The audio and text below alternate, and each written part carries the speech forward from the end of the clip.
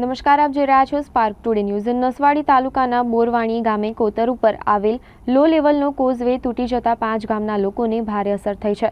Causeway તૂટી જતા ભારદારી વાહન પસાર થઈ શકતું નથી। જ્યારે બીજા કિનારેથી 20 જેટલા બાળકો પ્રાથમિક શાળાએ આવે છે, ત્યારે કોતર ઉપર પાણી ફરી વળે ત્યારે બાળકો મુશ્કેલીમાં મુકાય છે। પંચાયત માર્ગ મકાન વિભાગના રોડ છે, અધિકારીઓ જોવા પણ આવતા નથી।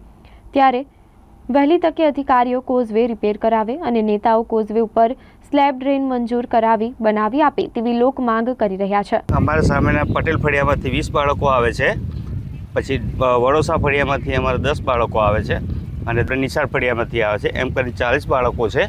40 બાળકોમાંથી 30 બાળકો અમારે આ કોતર પાર કરીને આવે છે। હવે જ્યારે અમારે પર વરસાદ પડે છે ત્યારે અમારે એમને સામેથી એમને ઘરે મૂકવા જવું પડે છે।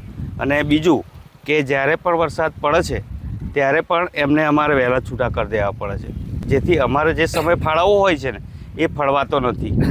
આવા જવામાં બીજું તો શું સાહેબ, અમારે પણ જ્યારે વરસાદ પાણી હોય તો અમારે પણ સામે ઊભું રહેવું પડે છે, બીજું તો કંઈ નથી। કારણ કે સામે ઊભા રહીએ એટલે આ બાજુ તો અવાય જ નહીં ને। આ બોરવાણી ગામે લો લેવલનો કોઝવે આવેલો છે અને તકલીફ એ છે કે તમે જોઈ શકો છો કે આખો જે કોઝવે છે આખો તૂટી ગયેલો છે અને મેન 5 ગામોને જોડતો આ મુખ્ય રસ્તો છે અને આ કોઝવે તૂટવાથી 5 ગામનો સંપર્ક આખો વિહોણો બને છે। અમારે અવરજવરમાં ખૂબ મોટી તકલીફ ઊભી થાય છે। હવે અમે અમારા પરિવાર સાથે અહીંયાથી અમારે રોડ ક્રોસ કરવો હોય તો એમને ઉતારી દેવા પડે છે। આ તો સારું છે કે ચોમાસું આજે વરસાદ ઘણા સમયથી ઓછો છે, બાકી વરસાદ વધારે હોય તો અહીંયા પાણી ભરાયેલું હોય તો જવા આવવાનો કોઈ પ્રશ્ન ઊભો જ નથી થતો।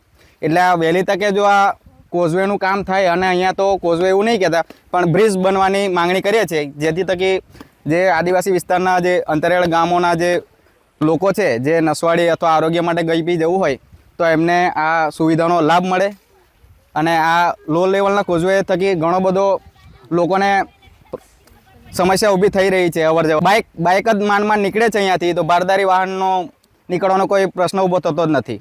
એટલે મોટા વાહન કંઈ માલ સામાન લાવવો હોય, આ સ્કૂલ આવેલી છે અહીંયા બાજુમાં જ, તો એમના શિક્ષકો અથવા કોઈ બી પેલા બાલ મંદિરમાં એમના પેલા અનાજ માટેનું હોય કોઈ બી ગાડી અહીંયા આવવાનો કોઈ આવી શકે એવું પરિસ્થિતિ નથી કહેવાય અહીંયા। એટલે વહેલી તકે જો આ કોઝવેનું કામ થાય, કોઝવે એટલે તાત્કાલિક ધોરણે અહીંયા બ્રિજ બનાવવો જરૂરી છે।